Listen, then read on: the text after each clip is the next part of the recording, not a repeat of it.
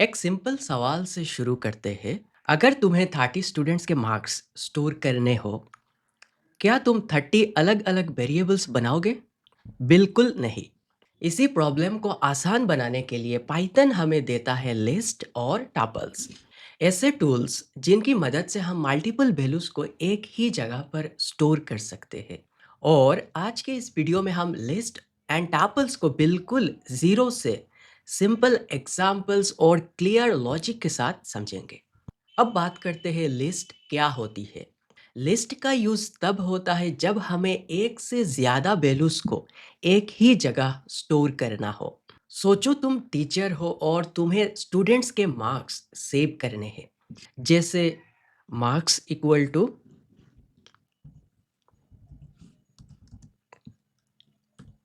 94, 87, 66, 45, 78।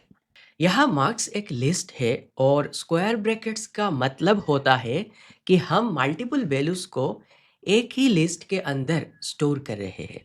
इस एक ही वेरिएबल के अंदर हम 5 स्टूडेंट्स के मार्क्स को एक साथ स्टोर कर पा रहे हैं। इसी को पाइथन में लिस्ट कहते हैं।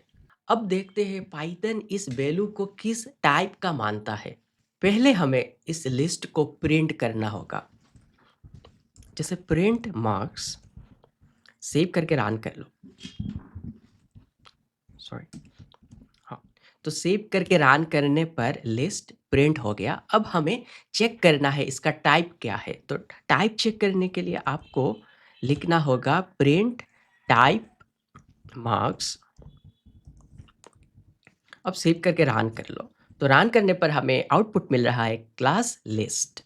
मतलब पाइथन ने कंफर्म कर लिया ये एक लिस्ट डेटा टाइप है। अब बात करते हैं लिस्ट इंडेक्सिंग। लिस्ट के अंदर हर एलिमेंट का एक पोजीशन होता है जिसे हम इंडेक्स कहते हैं। और याद रखो इंडेक्सिंग जीरो से स्टार्ट होती है। मान लो मुझे इस लिस्ट का पहला एलिमेंट चाहिए, तो उसके लिए मुझे लिखना होगा प्रिंट मार्क्स जीरो इंडेक्स। जैसे प्रिंट मार्क्स जीरो इंडेक्स। अब सेव करके रन कर लो। हाँ, रन करने पर आउटपुट मिल रहा है 94। अब लिस्ट का पहला एलिमेंट क्या है? 94 है, इसलिए हमें 94 मिला। अब मान लो मुझे लिस्ट का सेकंड एलिमेंट चाहिए, तो सेकंड एलिमेंट के लिए मुझे लिखना होगा प्रिंट मार्क्स इंडेक्स 1। हाँ, अब सेव करके रन कर लो। तो रन करने पर आउटपुट मिल रहा है 87 और लिस्ट के अंदर सेकंड एलिमेंट है 87। अगर गलत इंडेक्स एक्सेस करोगे तो एरर आएगा, list index out of range. चलो ट्राई करते हैं। प्रिंट मार्क्स, हाँ, स्क्वायर ब्रैकेट्स के अंदर। हाँ, अब देखो 0 0 है 94, 1 है 87, 2 है 66, 3 है 45 एंड 4 है 78। ठीक है। अब मैं यहाँ पर कर रहा हूँ 5। अब 5 करने पर आउटपुट क्या आ रहा है? हाँ, 5 करने पर आउटपुट आ रहा है list index out of range. तो गलत इंडेक्स करने पर एरर आएगा। अब बात करते हैं लिस्ट लेंथ की। कभी कभी हमें यह भी जानना होता है लिस्ट के अंदर टोटल एलिमेंट्स कितने हैं। तो उसके लिए हमें यूज करना होगा लेन फंक्शन की। लेन फंक्शन लिस्ट के टोटल एलिमेंट्स काउंट करता है। जैसे प्रिंट लेन देन मार्क्स। हाँ, सेव करके रन कर लो। तो रन करने पर हमें आउटपुट मिल रहा है 5। अब लिस्ट के अंदर टोटल एलिमेंट्स है 5, 94, 87, 66, 45 एंड 78। तो 5 एलिमेंट है, इसलिए हमें आउटपुट मिला 5। अब बात करते हैं क्या list different data types store कर सकती है। पाइथन की लिस्ट का एक पावरफुल फीचर ये है कि ये डिफरेंट डेटा टाइप्स को एक साथ स्टोर कर सकती है। जैसे मैं एक लिस्ट ले रहा हूँ स्टूडेंट नाम से। स्टूडेंट इक्वल टू, जैसे डबल कोट्स के अंदर मैंने लिखा हमदान, देन 18, कोमा लगा के 18, कोमा 92.5, कोमा डबल कोट्स के अंदर अलीजा। अब इस लिस्ट को प्रिंट करते हैं। प्रिंट स्टूडेंट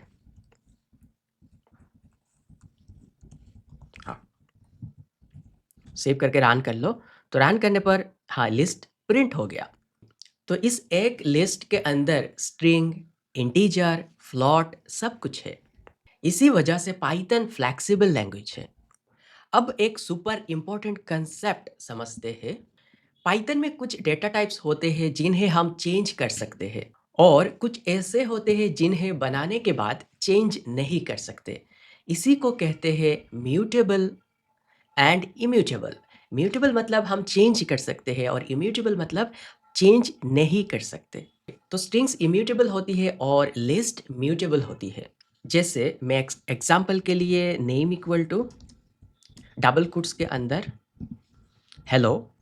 हाँ, तो यहाँ नेम एक स्ट्रिंग है। अगर हम स्ट्रिंग के अंदर किसी इंडेक्स पर वैल्यू चेंज करने की ट्राई करते हैं, जैसे जैसे नेम, मान लो मुझे करना है एज के जगह को, यहाँ एज के जगह पर एम करना है, ठीक है, एज को हटा के एम करना है, तो क्या होता है, चेंज होता है या नहीं, चेक करते हैं। नेम, तो एज का इंडेक्स क्या है, एज का इंडेक्स है 0। अब एज की जगह पर तो पहले मुझे 0 इंडेक्स देना होगा, name 0 index equal to double quotes के अंदर कैपिटल एम, ठीक है। अब इसको प्रिंट करते हैं, प्रिंट करके देखते हैं क्या होता है। तो प्रिंट करते हैं प्रिंट नेम, ठीक है। हाँ, अब सेव करके रन कर लो। हाँ, तो सेव करके रन करने पर हमें एरर मिल रहा है, string object does not support item assignment, क्योंकि स्ट्रिंग को क्रिएट करने के बाद उसके कैरेक्टर्स को मॉडिफाई नहीं कर सकते। इसलिए स्ट्रिंग को कहते हैं इम्यूटेबल डेटा टाइप।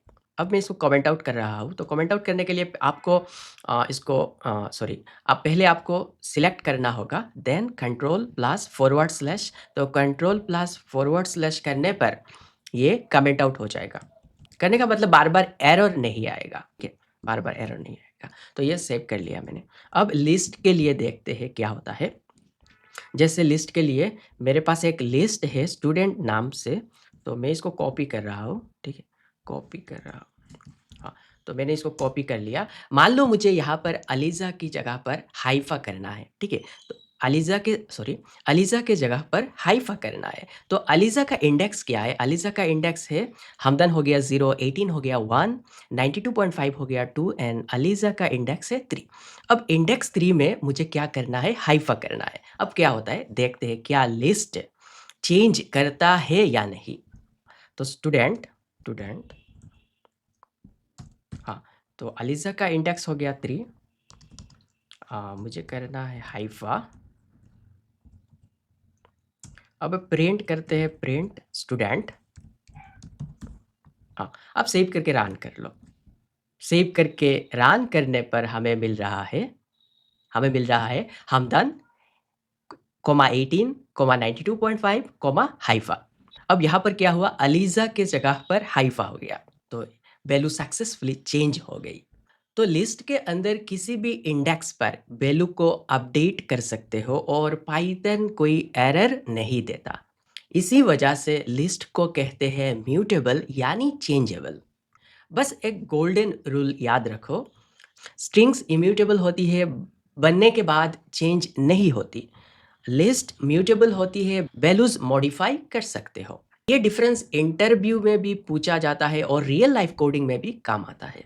अब बात करते हैं लिस्ट स्लाइसिंग की।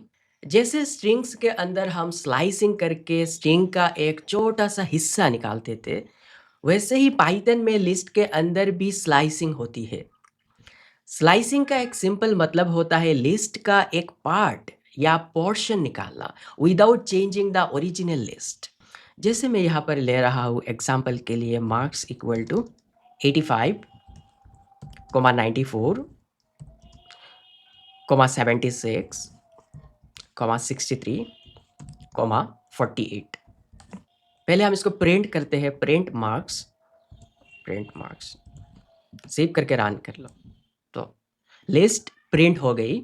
अब मान लो मुझे 94, 76 एंड 63 ये 3 वैल्यू चाहिए, बाकी 2 वैल्यू नहीं चाहिए। मुझे चाहिए 94, 76 एंड 63, मुझे 85 एंड 48 नहीं चाहिए। तो उसके लिए मुझे क्या करना होगा, तो उसके लिए मुझे प्रिंट देन स्क्वायर ब्रैकेट्स के अंदर अब यहाँ पर देखो मुझे 94 का इंडेक्स क्या है? 94 का इंडेक्स है 1, देन कोलन लगाना होगा, फिर मुझे 63 तक जाना है। तो 63 तक जाने के लिए मुझे क्या करना होगा? यहाँ पर 63 का इंडेक्स है 3, तो मुझे यहाँ पर 4 देना होगा। अब 4 यहाँ पर क्यों देना है भाई? यहाँ पर 4 क्यों देना है? तो यहाँ पर मार्क्स होगा, ठीक है? यहाँ पर मार्क्स होगा, हाँ। हाँ, अब हाँ, अब सेव करके रन कर लो। हाँ, सेव करके रन करने पर मुझे मिल रहा है 94, 76 एंड 63। हाँ, तो स्टार्ट इंडेक्स इंक्लूडेड है एंड एंड इंडेक्स एक्सक्लूडेड है। मतलब यहाँ 1 से स्टार्ट हुआ और इंडेक्स 3 तक गया, ठीक है? इंडेक्स 3 तक गया मतलब एंड इंडेक्स इंक्लूडेड नहीं है, सॉरी, एंड इंडेक्स एक्सक्लूडेड है, मतलब एंड इंडेक्स इंक्लूडेड नहीं है। तो अगर मैं यहाँ पर मान लो मुझे 48 तक जाना है, तो 48 तक जाना है तो मुझे क्या करना होगा? 48 हमारा लास्ट नंबर है, 48 क्या है? 48 है लास्ट एलिमेंट। तो उसके लिए मुझे लास्ट का जो इंडेक्स है, हाँ, वो नहीं देने से भी हो जाएगा।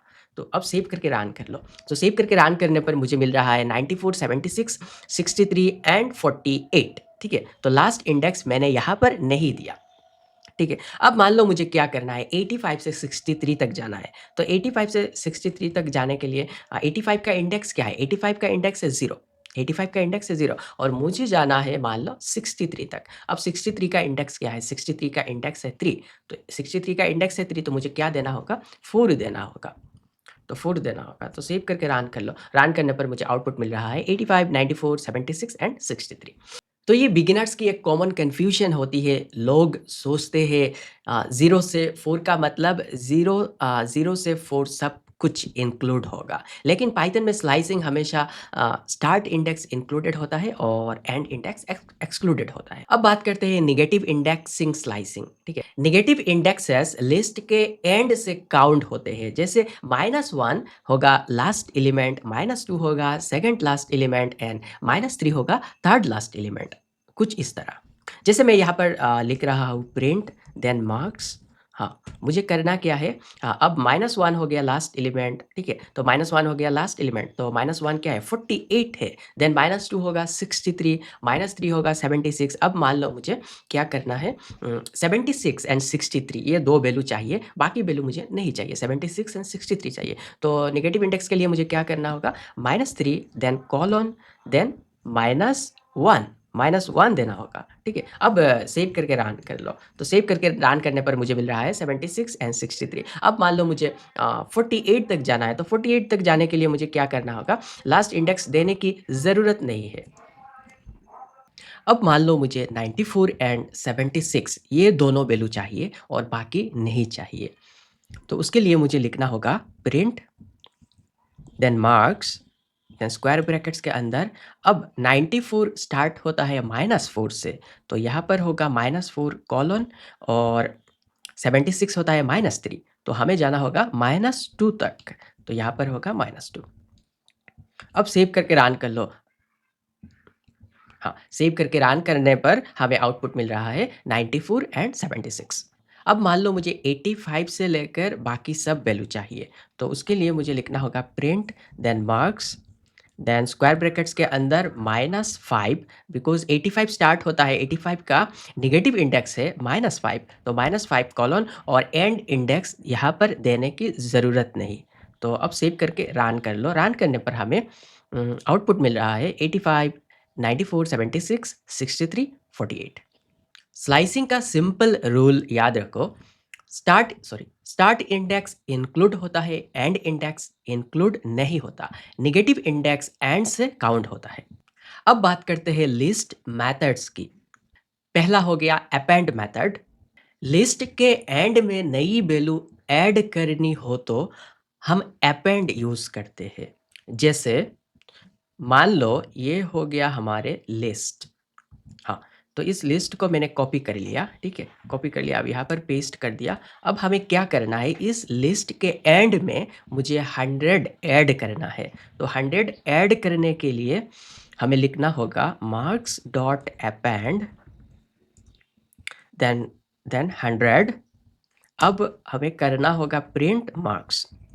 हाँ, अब सेव करके रन कर लो। सेव करके रन करने पर आउटपुट मिल रहा है 85, 94, 76, 63, 48 एंड 100।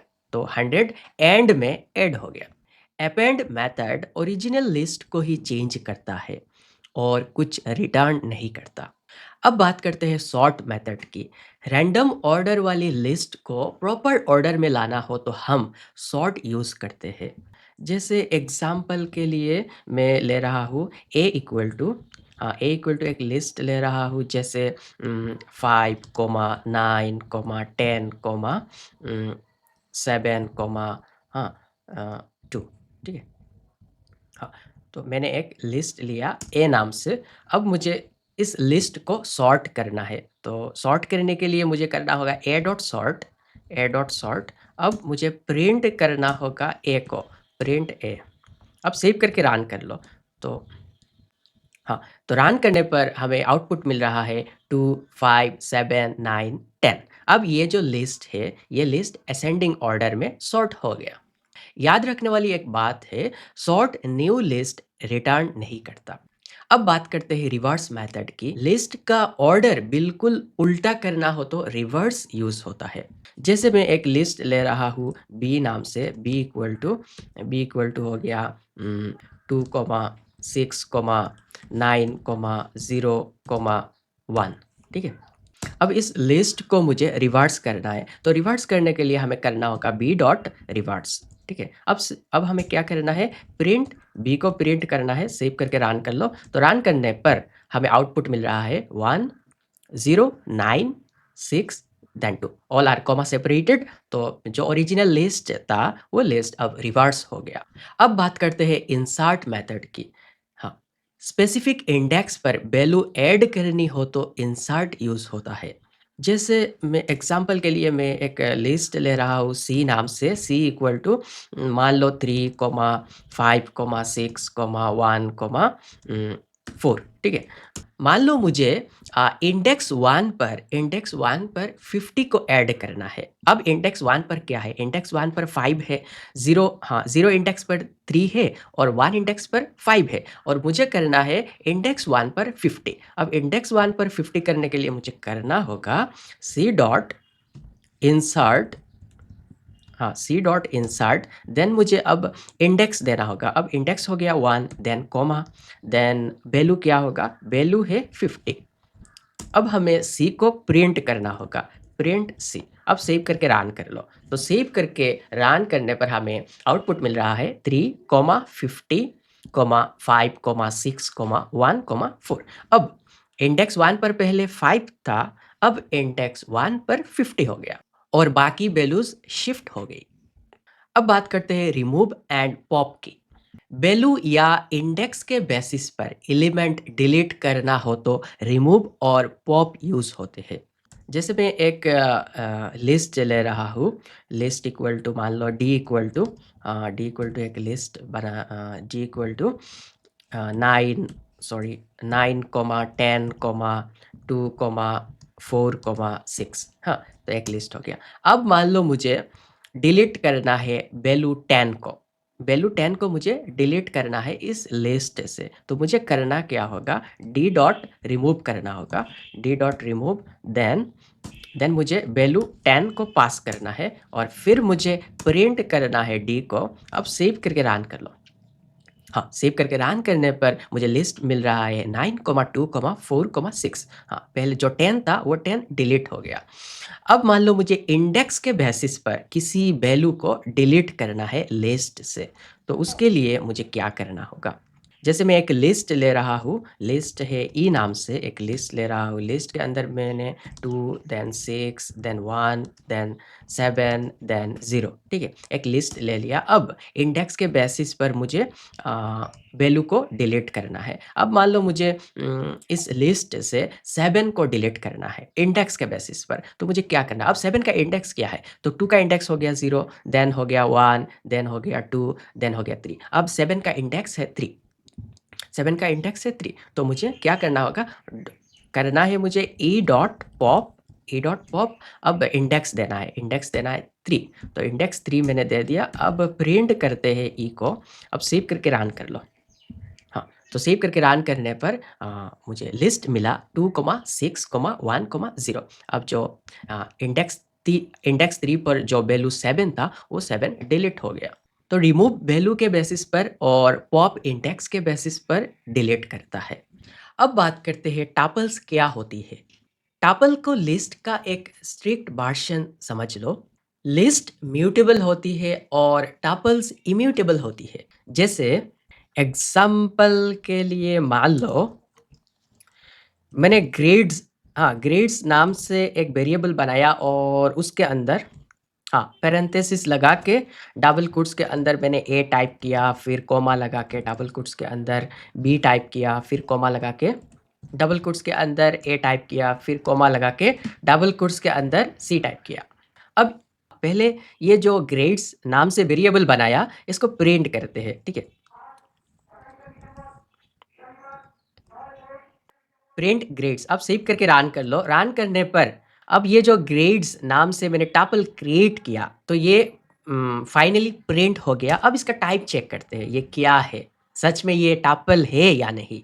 तो इसका टाइप चेक करने के लिए मुझे क्या करना होगा, print then type then grades, ठीक है, ग्रेड्स। अब सेव करके रन कर लो। रन करने पर मुझे इसका, हाँ, तो मुझे क्या मिला, आउटपुट, सॉरी। तो रन करने पर आउटपुट मिला क्लास टपल।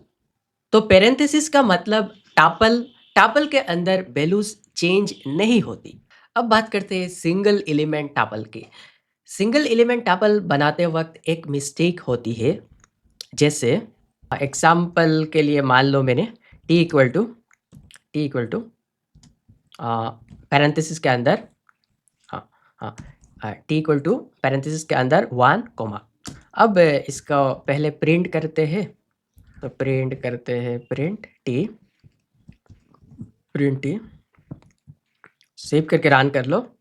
तो ये फाइनली प्रिंट हो गया 1 कोमा। अब इसका टाइप चेक करते हैं, प्रिंट टाइप टी। अब सेव करके रन कर लो। रन करने पर मुझे मिल रहा है क्लास टपल है, ठीक है। अब मान लो मैं ये जो 1 कोमा है ना, कोमा को मैं हटा रहा, ठीक है। कोमा को मैंने क्या किया, कोमा को मैंने स्किप कर दिया, ठीक है, कोमा को मैंने स्किप कर दिया। अब इसको सेव करके रन करते हैं।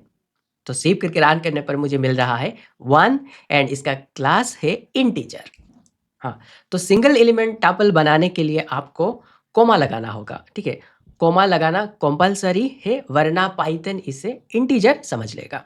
टपल के अंदर लिमिटेड मेथड्स होते हैं लेकिन यूजफुल होते हैं। जैसे मान लो एग्जांपल के लिए शो कर रहा हूँ, प्रिंट ग्रेड्स, हाँ, डॉट काउंट, ठीक है, काउंट। काउंट मुझे करना है ए कितने बार है इस टपल के अंदर, हाँ हाँ, ए कितने बार है। तो सेव करके रन कर लो। तो सेव करके रन करने पर मुझे मिल रहा है 2, ठीक है। अब ग्रेड्स नाम से जो टपल बनाया था मैंने, उस ग्रेड्स के अंदर आप चेक करो, कैपिटल ए 2 टाइम्स है, इसलिए मुझे आउटपुट मिला 2। अब मान लो मुझे चेक करना है बी कितने टाइम्स है, कैपिटल बी कितने टाइम्स है। आप सेव करके रन कर लो। तो सेव करके रन करने पर आउटपुट मिल रहा है 1। तो बी यहाँ पर एक बार है इसलिए हमें आउटपुट मिल रहा है 1। अब मान लो मुझे चेक करना है बी का पोजीशन क्या है, बी का पोजीशन क्या है। तो उसका इंडेक्स नंबर मुझे पता करना है, बी किस इंडेक्स पर है, ठीक है, बी किस इंडेक्स पर है। तो उसके लिए मुझे करना होगा प्रिंट देन ग्रेड्स, देन मुझे यहाँ पर करना है इंडेक्स लगाना होगा और फिर मुझे चेक करना है बी का। तो बी का चेक करने के लिए अब सेव करके रन कर लो। तो रन करने पर मुझे मिल रहा है 1। अब चेक करो टेबल के अंदर बी का इंडेक्स क्या है, बी का इंडेक्स 1 है। ए हो गया 0, बी हो गया 1, फिर ए हो गया 2, फिर सी हो गया 3, ठीक है। तो काउंट बताता है वैल्यू कितनी बार आई और इंडेक्स बताता है पोजीशन। अब बात करते हैं पैलिंड्रोम लिस्ट की। पैलिंड्रोम का सिंपल मतलब होता है जो चीज़ आगे से भी सेम पढ़ी जाए और पीछे से भी सेम। जैसे मान लो मैम, ठीक है, रेस कार 1 to 1। तो मैम को देखो, मैम आगे से भी सेम और पीछे से भी सेम, ठीक है। अगर आगे से भी पढ़ोगे मैम है और पीछे से भी पढ़ोगे तो भी मैम है। रेस कार आगे से भी सेम पीछे से भी सेम, 1 to 1 आगे से भी सेम और पीछे से भी सेम। अगर लिस्ट के एलिमेंट्स फ्रंट से और रिवर्स करके सेम आए तो वो लिस्ट पैलिंड्रोम लिस्ट कहलाती है। मान लो जैसे मैं यहाँ पर लिस्ट 1 नाम से एक लिस्ट बना रहा हूँ, ठीक है? तो list1 नाम से एक वेरिएबल बनाया और उसके अंदर मैं स्टोर कर रहा हूँ 1, 2, 3, 2, 1, ठीक है? अब मैं यहाँ पर हाँ, कॉपी कर रहा हूँ। ये जो लिस्ट बनाया, इस लिस्ट को मैं कॉपी कर रहा हूँ।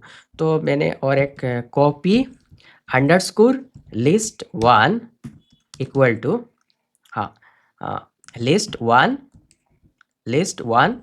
Dot copy.